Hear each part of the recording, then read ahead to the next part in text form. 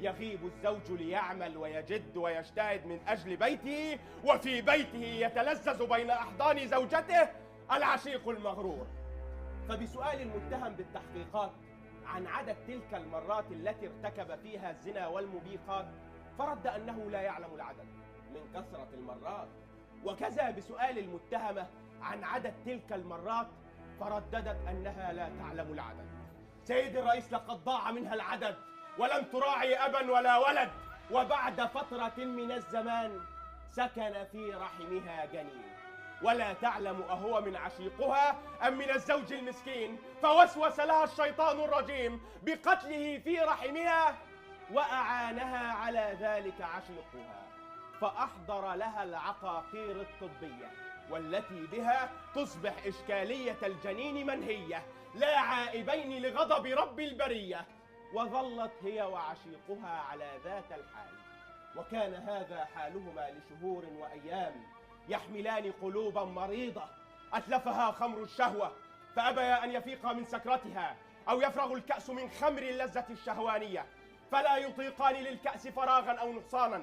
لم يكفيهما أن يمتزج خمر الشهوة في كأسهما بشرف ابن عم المتهم الأول وزوج الثانية، فغمرة النشوة والإدمان على الرذيلة أفقدتهما القدرة على التمييز، فصارا لا يطيقان إفاقة ويصران على الثمالة، وقاما مترنحين من سكرتهما باحثين عما يستعيدان به امتلاء الكأس، ومضيا يتفكران، وخمر الشهوة الغاربة ما زالت تلقي على أعينهما غشاوة، والذي يتعالى ويصرخ في صدرهما أنه لا بد من استعادة امتلاء الكأس ولو بالدم.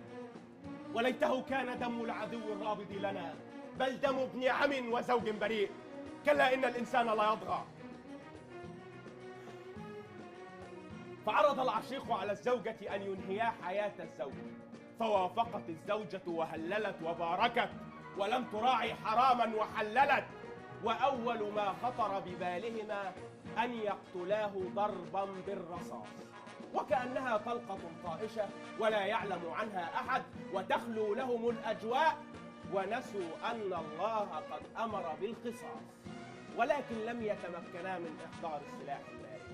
ويا ليت ذلك أثناهما عن مخططاتهما العدوانية وأفعالهما الإجرامية، بل تغيرت لديهما المخططات وتبدلت في ذهنيهما الأدوات والمستلزمات، ولكن ظلت لديهما ذات الأهداف والغايات الدنيئات.